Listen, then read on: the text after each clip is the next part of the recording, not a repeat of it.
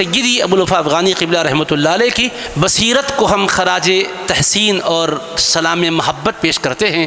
حضرت ابوالوفا افغانی جو حضرت کے ہم اثر بزرگ گزرے ہیں، جن کو آپ اچھی طرح جانتے ہیں، علمی دنیا میں حنفیت کی خدمت میں بہت اونچا کام انہوں نے کیا۔ حضرت ابوالوفا افغانی قبلہ فرماتے تھے کہ محدث دکن نے ایسی کتاب لکھی کہ کوئی اس کے مفردات کی تشریح کرے گا، کوئی اس کے معنی کی وضاحتیں کرے گا، کوئی اس کے نہج پر کام کرے گا۔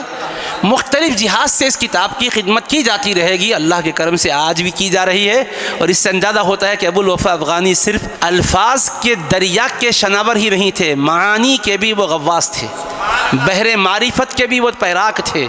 تو انہوں نے اس میں کیسی تیراکی کی ہے، کس طرح سے انہوں نے بتایا کہ ہم جیسا استفادہ کر رہے ہیں آگے کے دور میں بھی استفادہ کیا جاتا رہے گا۔ اتنے بڑے محدث فقیہ ہو کر حضرت ابوالوفا افغانی علیہ الرحمہ اپنے ہفتہ واری درس کے لیے جس کتاب کا انتخاب کیے وہ زجاجۃ المصابیح کتاب تھی۔ اول سے آخر تک پڑھاتے تھے حضرت درس، متن و حاشیے کے ساتھ، اور حضرت کے ایک شاگرد تھے علامہ مولانا اعظم برنابادی، فقیہ ہرات کے عظیم عالم اور فقیہ تھے۔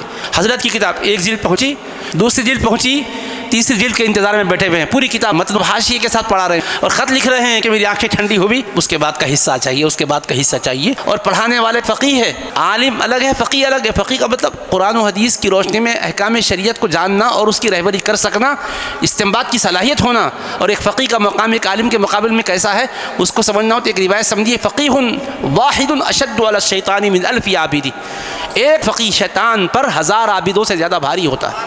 1000 عبادت گزار ایک طرف، فقہ کا ایک ماہر ایک طرف، وہ فقیہ ہرات تھے۔ اب آپ بتاؤ 1000 عابدوں پر بھاری فقیہ پڑھانے کے لیے کس کتاب کا انتخاب کیا ہے؟ زجاجۃ المصابیح کا، اور پڑھا رہے ہیں اپنے شاگردوں کو۔ اسی طرح حلب کے ملک شام کے عظیم المرتبت علامہ عبد الفتاح ابو غدہ رحمۃ اللہ علیہ، وہ حج پر آئے ہوئے تھے۔ جب حیدرآباد سے یہاں کے مریدین گئے تو ساتھ میں حضرت کی زجاجہ کے نسخے لے کر گئے، جو علماء ملیں گے ہم ان کو پیش کریں گے۔ تو شام کے عالم صاحب حج پر وہ بھی آئے ہوئے تھے۔ حیدرآباد کے مریدین ہدیہ کر کے کتاب بتایا کہ یہ ہمارے شیخ حضرت ابو الحسنات محدث دکن کے، انہوں نے جو ہی دیکھا خط لکھا حضرت کو، کہا کہ اللہ نے مجھ پر حج کے زمانے میں جو احسانات کیے ہیں ان میں سے ایک عظیم احسان یہ ہے کہ زجاجۃ المصابیح کا نسخہ مجھے ملا، اور اس کتاب سے میری آنکھیں ٹھنڈی ہوئی، بصارت میں بھی اضافہ ہو گیا، بصیرت میں بھی اضافہ ہو گیا، آنکھیں بھی چمک گئی، دل بھی جگمگانے لگا۔ اور میری دعا ہے اللہ تعالیٰ آپ کو اس کا بہترین صلہ عطا کرے۔ انہوں نے محبت کا اظہار کیا۔ تو بہرحال عزیزان محترم، ہمیں جس قدر حضرت کی بارگاہ میں خراج عقیدت محبت پیش کرنے کا موقع ملے کم ہے۔